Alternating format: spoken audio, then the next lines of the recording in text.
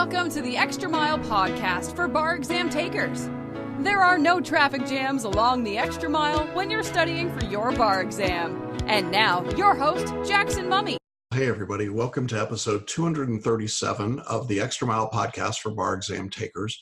This is your host, Jackson Mummy. Hope everybody is doing well. We're glad to be with you today.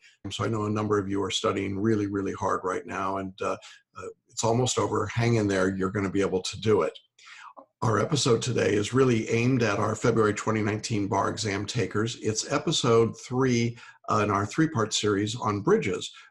Today's episode is titled The Bridge from Belief to Expectation. And I think it's an important message, certainly for people taking the exam in a couple of weeks. And for the rest of you, probably useful to get the entire picture of the bridge that we've been talking about the last 3 episodes, episode 235, 236, and now today 237. We've been talking about the bridge that leads from despair into hope, and then from hope to belief, and then today from belief to expectation. So we'll get to that message in just a moment. Now, I do want to welcome those of you who are just coming onto the podcast for the first time. We're glad you found us. We're glad you're here. We offer these podcasts every week at this same time, talking about all things bar exam related. And we provide the podcast in a couple of different formats. You can watch the video version by going to celebrationbarreview.com/237. That's the episode number. And you can just type in the episode number for any episode you're looking for. If you prefer to listen to your podcast, you can do that on Apple iTunes Radio, on Spotify, on iHeartRadio, and lots of other places where podcasts are syndicated. And you can also catch all of the podcast episodes going way back to the very first episodes on our website. Just click on the button for podcasts. You'll find the archives and the show notes for everything right there.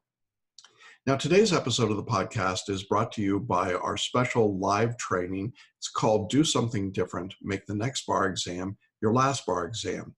And the next opportunity for this live training will be on Thursday, February 21st at 7 p.m. Eastern. That's 4 o'clock Pacific time. Now, during this 90-minute live training, we're going to be talking about the 4 steps that successful bar takers have to follow in order to pass their exams. We'll lay it out for you step by step, everything that has to be done, and we'll supplement it with case studies of successful students. And at the very end, I'll do a Q&A. I'll be glad to take your questions about anything related to the bar exam or the material that we've covered. Now, this training has been offered to thousands of people. It's incredibly successful, and it's yours for free, but you do need to register in advance. You can do that one of a couple of different ways. By going to the show notes here on the video page or on the audio page, you can register right from there. Or you can go to our website at celebrationbarreview.com/webinar and select and register from there. Now, if Thursday the 21st at 7 p.m. Eastern does not work for you, we do offer an on-demand version of the same content. You can just click there, schedule it for the time that's most convenient. Of course, the only downside is that there's no Q&A for you, but you can send your questions via email and we'll respond. And we hope you'll join this training in whatever way works best for you. We really think it's an important piece of information, and we want to see you join us and find out how to do something different, make the next bar exam your last bar exam.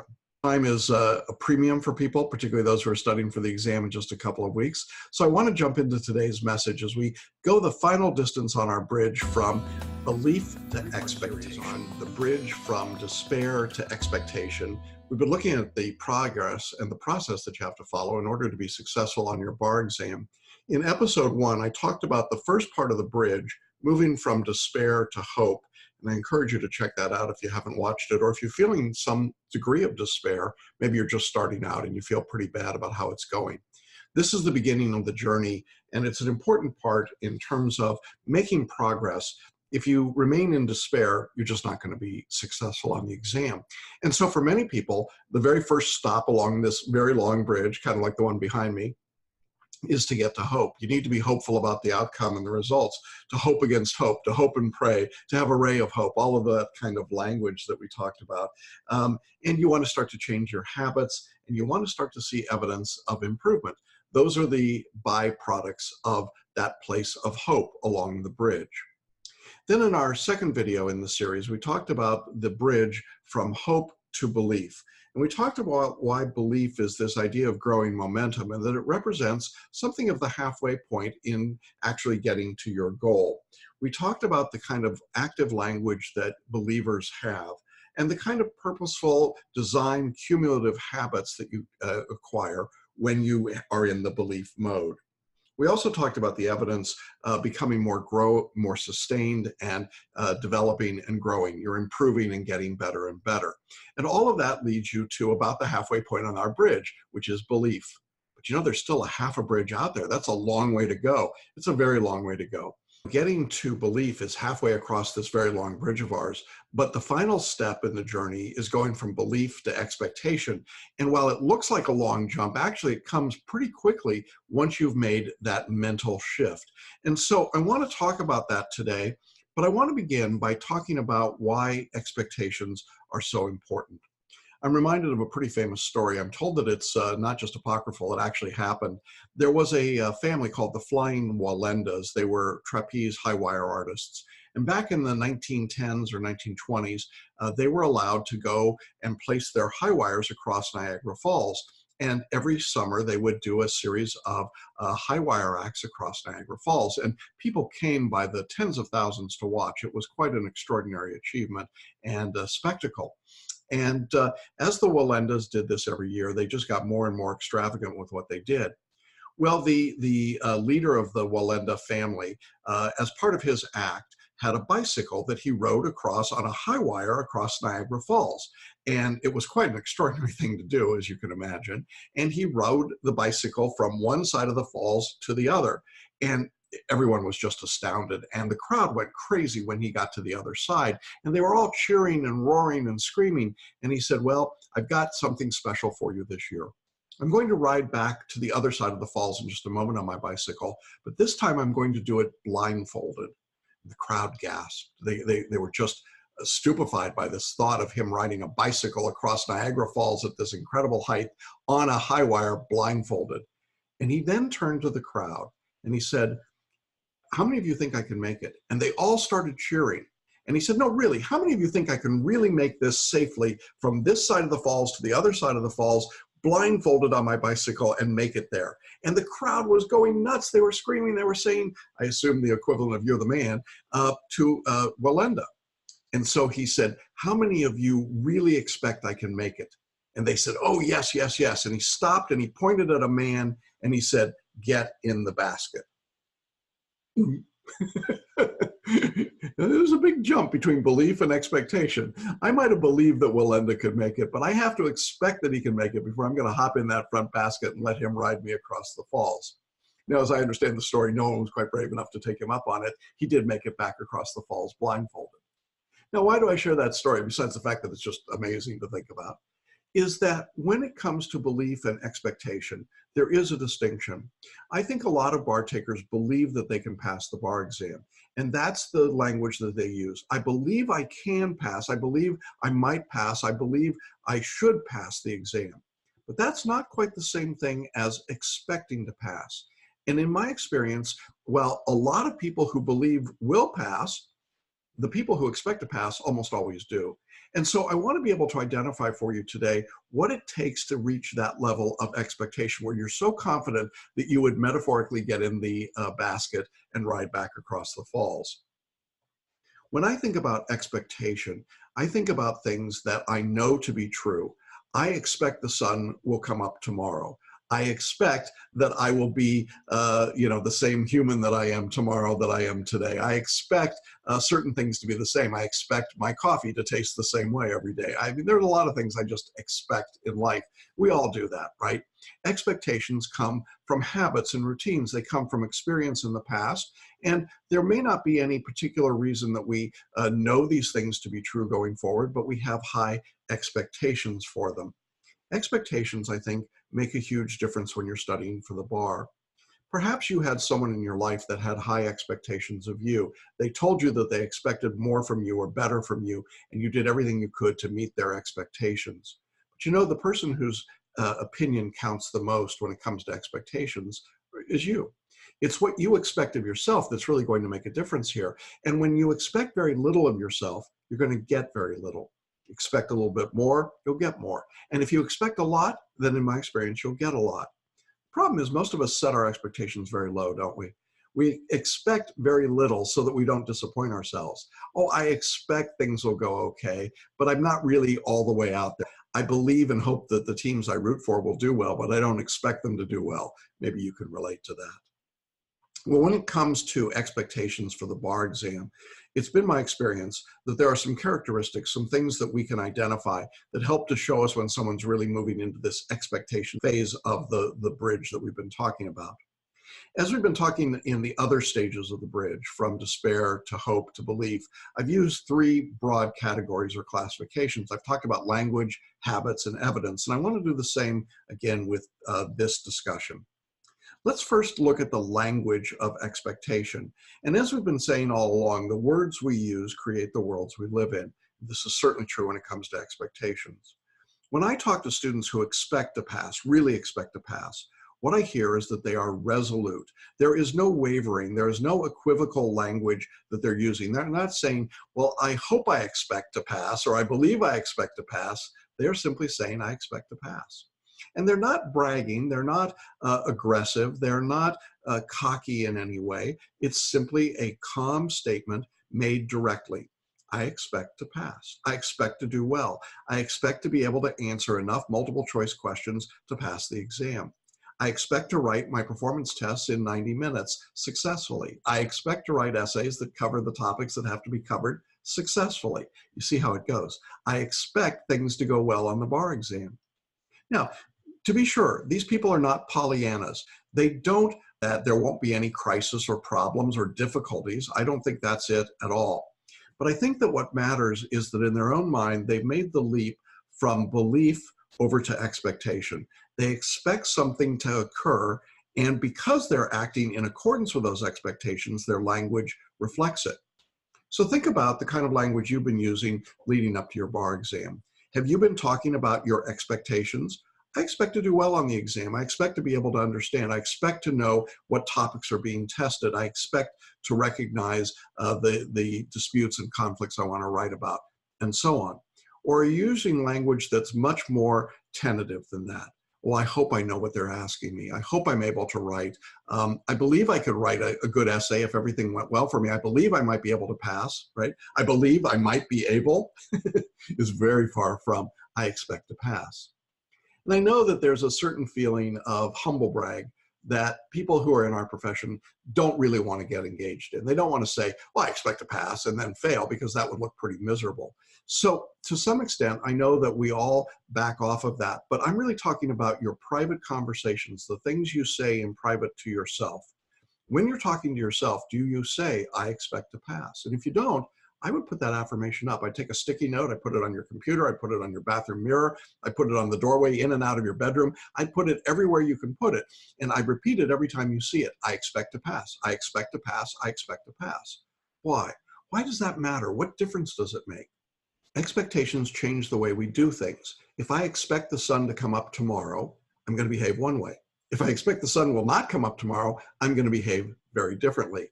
If I expect that there will be snow on the ground tomorrow, well, I'm going to do some things differently. If I don't expect snow because I'm here in Florida, I'll do it differently. I'll behave differently. Expectations change the way we behave.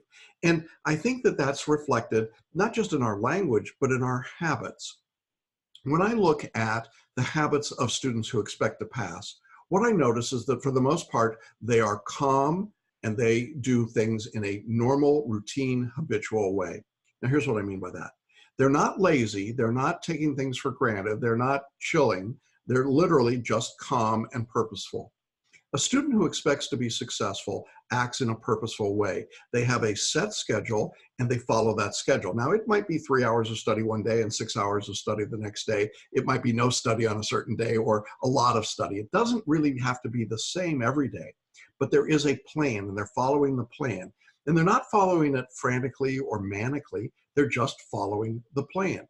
They have an expectation that they will be finished with their studies in time. They'll know what they need to know, and they'll be okay. Now, someone that doesn't expect to pass does it just the opposite. They flail around madly when it comes to their study. Oh, I've got to put in more hours. I've got to put in 12 hours or 14 hours. I've got to cram. I've got to memorize. I've got to do more questions. I hear this all the time from people who are literally panicked about the result. They don't expect to pass. And so they're doing everything they can in order to brace themselves against the inevitable failure that they see coming. I think it's absolutely critical that you be able to see that you're able to pass and then follow the route to get there. Now, if you're in our course, we've given you that roadmap. It's very clear. If you're not in our course, well, hopefully you've got some kind of a roadmap to follow. Follow that. Do what that thing is and follow it step by step. Follow it purposefully. Follow it intentionally. Create a habit that is built around calmness and routine. If you're not calm about what you're doing, if you are frantic and manic, then what happens is you waste an incredible amount of energy. You waste a lot of time. You will waste a lot of effort. I hear from students right before a bar exam every year who are not in our course, who are so frantically afraid at that point that they're reaching out and they're trying to reach me to say, could you help me even though I'm not in your course and it's only 2 weeks before the bar exam? The answer is no, I can't. You know, the way that I can help people is to give them a purposeful approach, a roadmap, but it takes time to run through that roadmap. It takes time to follow it. And if you're at the very end and you don't expect to pass, well, then there's no amount of work or activity or behavior that's going to change that. You have to be moving towards that expectation. If you find your habits right now are purposeful and routine, that's a good sign. If you're getting up at the time that you expect to get up on bar exam days, that's good. If you're going to bed at the time you expect to go to bed on bar exam nights, that's good. If you're eating the way you'll eat during the bar exam, that's good. All of those things create atmospheric expectations that allow you to do things the same way on the exam that you've been doing them leading up to it. It's part of that expectation. If I expect things to go a certain way, I'm going to behave a certain way. If I expect things to be bad, and certainly there are expectations around bad things, then I'm constantly frantic because I'm waiting for the next disaster to befall me. And I think this is one of the real differences that I see. If you're moving towards that expectation side of our bridge, you are working in the same pattern every day. You're doing the work that you need to do at the point you need to do it, and you're confident that that's the right work to be doing. When students ask, should I be doing these questions when we've laid out that these are the questions to be done, my question to them about the questions is, what? Which is maybe what you're saying to me right now. But my point is that when people start questioning what they're doing, well, they don't have that expectation any longer. Now, what they're really doing is they're frantic or they're panicked and things start to disintegrate very rapidly. And that's what I want to avoid for you. So if you've got this expectation of success, you're going to work in a very purposeful way each day. And as you get closer to the exam, that may change a bit as you get closer day by day, but the overall approach, the study approach won't change. You won't suddenly switch from FLA writing style to IRAC style. You won't suddenly switch into memorization and recitation from an approach that's built on selective intuition, for example. Those are things that allow you to be successful. So I think it's important to have the right habits. And if you haven't been building those habits, there's still plenty of time to do that. Start creating the habits now that you want for the exam. Create habits around sleep and waking. Create habits around eating and exercise. Create habits around sitting for 3 hours at a time. Create habits for the way you study and the way you write. Create habits for your essays and your performance tests. Create habits for how long it takes you to answer a multiple choice question. These things all make a difference. But, you know, ultimately, I think what makes the biggest difference for people when it comes to expectations and the characteristics of it is the evidence that you see for it. You know, when someone expects to pass, I think that in part what happens is they begin to see that improvement that we had at the stages of hope and belief now becomes consistent. We're seeing not only improvement, but steady results every time. We're seeing substantial scores on multiple choice. We're seeing substantially well-written essays with the right word count and talking about the right disputes with the right conclusions using the right law. When you start doing that substantially, you know that you're on track. Now, this doesn't mean that it's all unicorns and rainbows. There may be an essay that you write and the wheels just fall off. It just doesn't work at all. Now, here's the difference between someone who believes they'll pass and someone who expects that they'll pass. The person who believes they'll pass will be panicked by that bad essay that they've just written, and they'll suddenly think, oh my God, what am I doing? I don't know anything about evidence. The person who expects to pass says, you know what? This is an opportunity to learn some things within the subject of evidence that I didn't know before. And I'll add that to my notes or my mind map. I'll make sure that I understand those concepts, and I'll write another evidence essay because I want to get more confident in this subject. You see the difference in those two positions? The one individual who believes that they'll pass but isn't sure is now unsettled by a bad result, or they took a multiple choice test exam, a practice exam, and it didn't go as well as they wanted. It can be very unsettling. But the person who expects to pass looks at that same result and says, okay, I see what went wrong. I see what I've got to do here. I see what I need to learn. What a great opportunity. I just learned 25 new questions that I need to understand better in order to reach my goal of passing the bar, which I expect will happen. See, the expectation goes not only to the end result, but also to the study. I expect to learn from my study period today. I expect to get stronger. I expect to know more. I expect to do better. And the evidence of that comes over and over and over again. Look, I can't tell you why the universe operates this way. I can't tell you that the secret or the law of attraction works in a particular way, except that I see it does over and over and over again. What you ask for, what you truly believe is going to happen, what you expect to happen is what comes to you. I see that all the time. But I also see the negative of this. I see people who expect to fail. And let's talk a little bit about that for a moment, because we started this discussion way back in despair. But there are some people who are in despair and they just jumped over to expectation. And now their expectation is that they're going to fail. And because they expect to fail, here's what they do. They start lashing out. They get mad at everyone and everything. Oh, it's everyone else's fault. It's my law school's fault. It's my bar review course's fault. It's my family's fault. They don't support me. It's everybody's fault. I don't have enough time. I don't have enough money. I don't have enough whatever. And because we expect to fail, we start creating these huge hurdles in our lives. Oh, I can't possibly study because my cat got sick today. Now, I got to admit, I'm not a cat guy, but I understand your pets are important to you, but maybe there's somebody else that could help out with the pet today, right? It's not a reason for you to give up and suddenly say you can't go to the exam. I tell this story a lot, and if you've heard it before, forgive me for sharing it, but again, it's one of those interesting stories that I think demonstrates sometimes how the universe will work. I got 2 phone calls a few years ago, both on the same day, right before the bar exam. The first call came early in the day, and it was from a student who was sobbing hysterically. And this was back in the days before video chat, so all I could do was listen on the phone, and I could barely get a word in and understand what was going on. I just kept hearing this horrible crying and sobbing, and I wasn't sure exactly what was going on. Well, finally, the student got enough out to tell me that there'd been a death, and I thought, oh my gosh, this is horrible. And then they told me the death was the death of their beloved cat. Okay, I feel badly about that, I really do. And I understood that this person had a close relationship with their cat. And the student told me that because of the death of their cat this morning, that there was no way that they could sit for the bar exam. It just couldn't happen. They were so devastated they wouldn't be able to go on, and they needed to withdraw from the exam and take it the next time. Okay, I listened, I said fine, I made my notes, and I was done. Well, then, probably not more than 3 or 4 hours later, I got another phone call from a different student. The student was also sobbing. They were in tears. It was horrible. And I couldn't, again, it was very difficult to understand what was going on. And finally, what I heard was that this student's father had gone into emergency surgery that morning and died on the operating table, quite unexpectedly. And of course, I've just heard the cat story, so I'm already in the mode of withdrawal, deferral, and I said to the student, well, I'm assuming you're going to withdraw from the exam.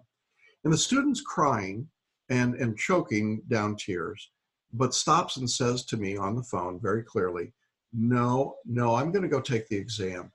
I promised my dad that I would take this test. I promised him that I would pass it. I expect to pass.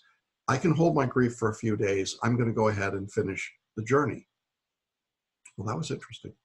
Well, here's what happened. The second student did go in, take the exam, and did pass. The first student deferred, I don't know how many more times, 4, 5, 6 more times. Every time there was something that happened right before the exam, until finally they just gave up and didn't take the exam at all. Now, I'm not disparaging the first student at all, but the reality is that we have expectations in life. And if we expect to not be successful, as I think that first student did, then anything that happened, anything, no matter whether it was big or small, was a good enough reason to not go through with the test because they didn't expect to be successful. But the second student who expected success was able to overcome the worst kinds of tragedies. And the truth is, we've had other students who've had deaths in their family and horrible things have happened to them, and they've still gone in and taken and passed the exam. And we put their stories up on our website because they're so inspiring, because these are people that just said, I'm not going to give up. I'm going to keep working until I pass. I expect to pass. I think that as we wrap up this series about expectations, the most important thing I can tell you is that what you expect is what will come to happen. If you expect success, you will get it. Now, I don't mean just giving lip service to it. I mean really expecting it. If you don't expect success or you expect failure, you're going to get that too. And so it's a choice that you have to make. But here's the great news. It's your choice. No one else chooses for you. I don't choose for you. Your bar review doesn't choose for you. Your law school doesn't choose for you. The bar examiners don't choose for you. It's your choice. If you choose to be successful, you are successful. You can be successful. Look, it's really very simple. The fact that you're halfway across the bridge, you're at belief, already means you're way ahead of the game. You're way further along than everybody else. Now take the last steps that you've got to take. Get to the other end of the bridge to expectation, which is where your life is given back to you. It's where your opportunity to move forward in your career is given to you. It's where you have earned the right to be a member of our profession. You have earned that right, and you should expect that it will happen for you. I really believe that when you are ready for the exam, when you don't dread it or you're not afraid of it, you're not hoping that it stays a bit further away. I mean, I hope I have a few more days to study, but you really come to the point where you say, you know what? I'm ready. Let's bring the exam on. I'm ready to go. I'm ready to go take it. I'm ready to show what I can do. When you take the approach that the bar exam is an opportunity to show how much you know and how far you've come and what you've learned, then you will pass the bar. That's the right expectation to have. I expect that if you take that view, you will be successful on the test. Well, thanks for joining me on this journey across the bridge. I hope it's been a good one for you. And I look forward to seeing your name on the pass list as someone who expected success and found it. Well, that's our episode for today. I hope you found this 3-part series on bridges useful. Again, if you haven't had a chance to check out the other 2 episodes, it's episode 235 and 236. We'll link to those in the show notes for you as well. Look forward to seeing all of you again next week along the Extra Mile. Hope your studies continue to go well. Look forward to having you with us. We've got lots of great information, tips and ideas, interviews, more information for you. So we'll see you again next week. Take care, everybody. Bye-bye. Thanks for listening to the Extra Mile podcast for bar exam takers at www.celebrationbarreview.com.